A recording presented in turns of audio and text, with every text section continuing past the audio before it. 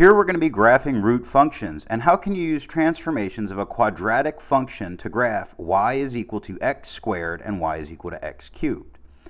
Let's look at this first example.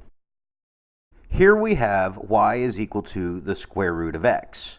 If I square both sides, I get y squared is equal to x. This means that y will always have to wind up resulting in a positive number for x.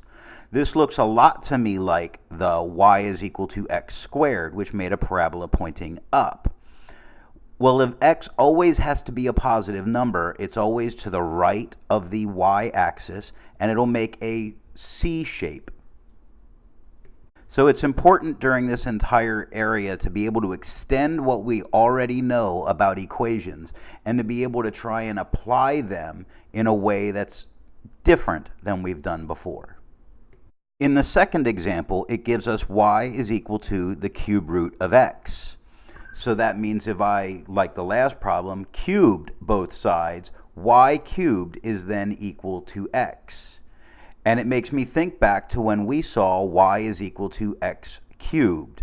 What we saw was a kind of squiggle line that's negative on the negative side of x and y, and positive on the positive side of x and y. So it turns through the origin from the bottom left to the top right.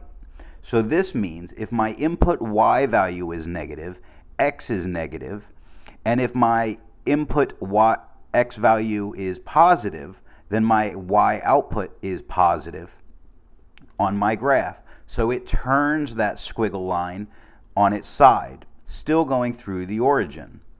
The third example is that y is equal to the cube root of the sum of x and 2 plus 3.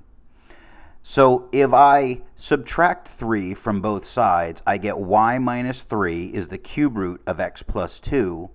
Now I cube both sides so that y minus 3 cubed is equal to x plus 2. Isolating the x, I can get y minus 3 cubed minus 2 is equal to x. Now this looks a lot like the translations we've dealt with before.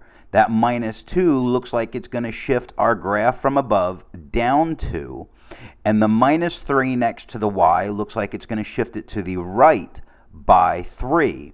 So now I take that graph from above and I shift it right 3, down 2, and it's otherwise the same graph because it has an amplitude of 1.